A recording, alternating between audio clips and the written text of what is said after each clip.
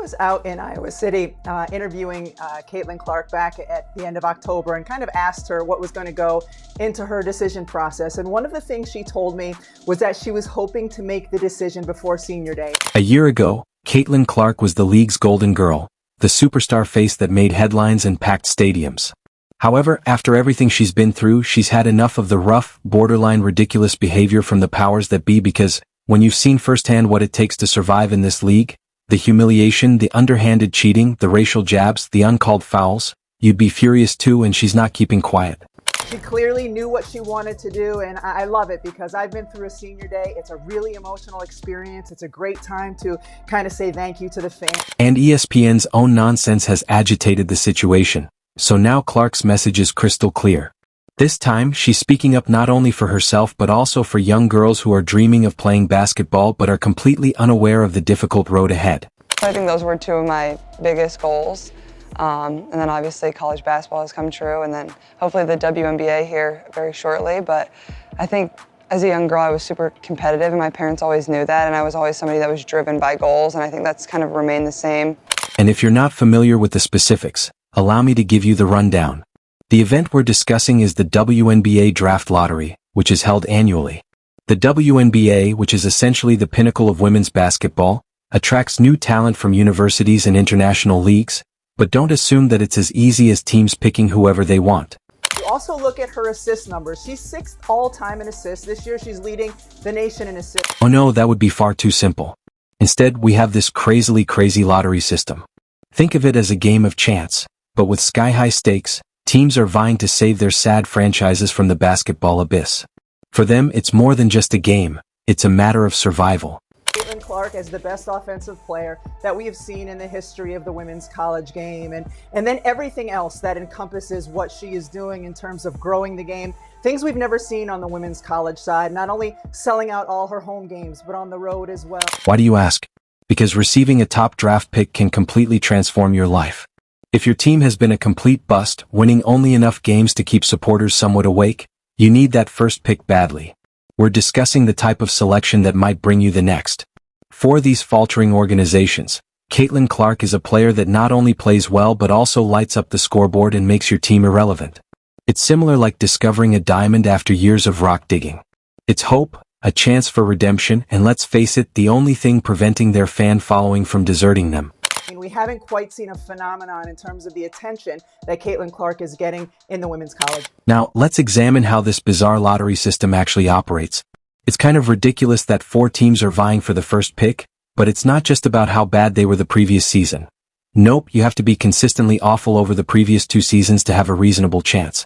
The Los Angeles Sparks have the best odds because they've had a few seasons that make any diehard fan cry into their nachos, but don't celebrate just yet because there are no guarantees.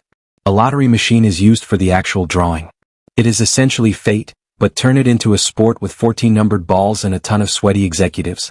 It wasn't something I ever really thought about too much. Like, I was aware of it just because of like the media and like that's what people would talk about a lot, but it was never something like, oh my gosh, like I need to do this or I need to break this. It's kind of just something that has come with. When those balls begin to bounce around, every team executive is holding their breath and pleading with a higher power that their combination will appear. Only the top 2 picks are then determined in this manner, and whatever luck is left, if you don't make the top 2, you'll have better luck the following year because hope is a delicate thing in this league. Look at the WNBA. They have been playing in front of 300 to 400 people a night for a quarter of a century. However, it's about dreams, not just luck.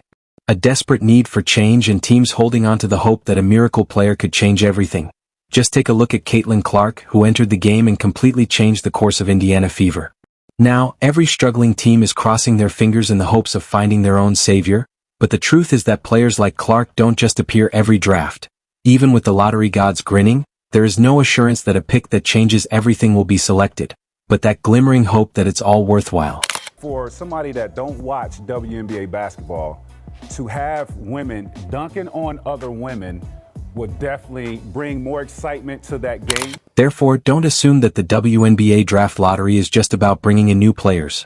Rather, it's a lifeline for these teams and an emotional roller coaster that might change everything. A last-ditch effort to remain relevant and occasionally the only hope that sustains certain franchises due to a few numbered balls determining their fate. We're only playing basketball to dunk? Like, I'm not sure.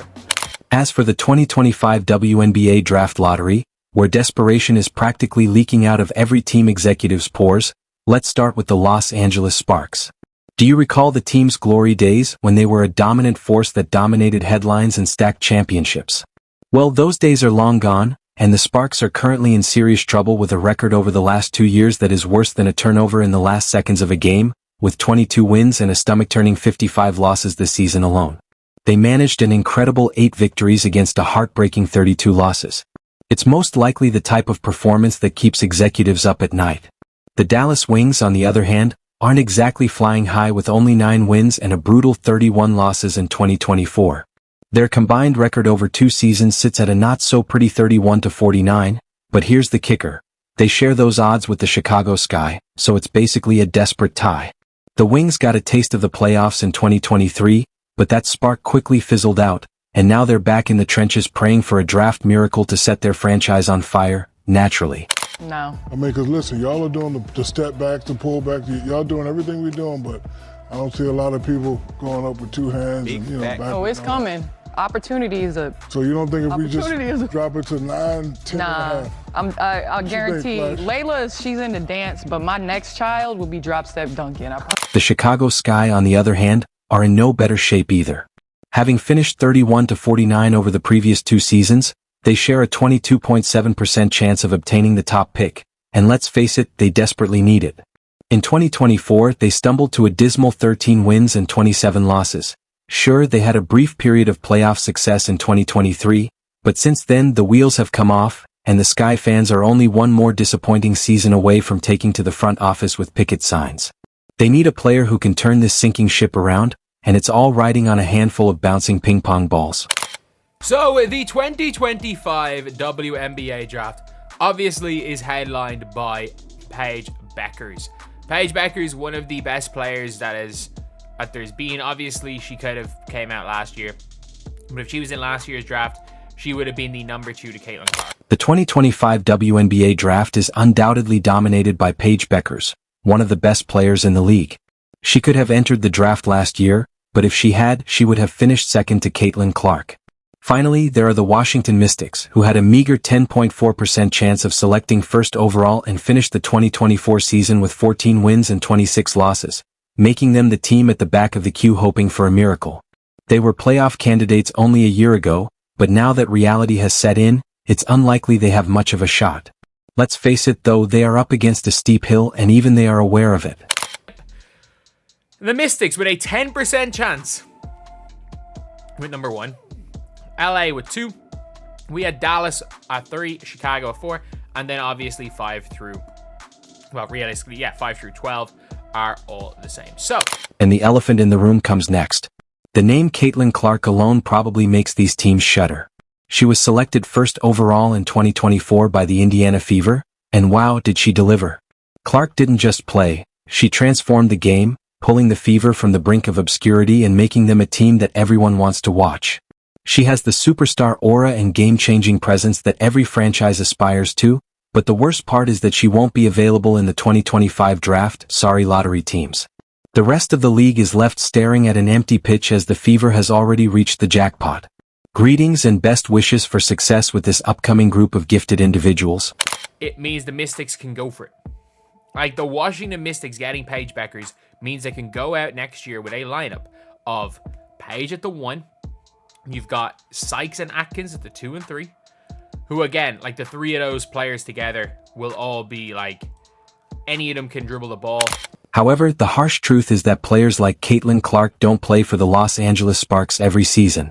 Although it's unlikely, Dallas Wings, Chicago Sky, and Washington Mystics are all crossing their fingers in hopes of landing someone who could make even half the effect Clark did.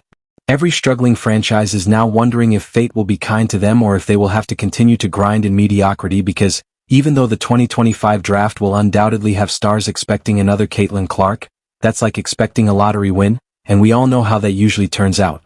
Clark set the bar so high that it might as well be in orbit.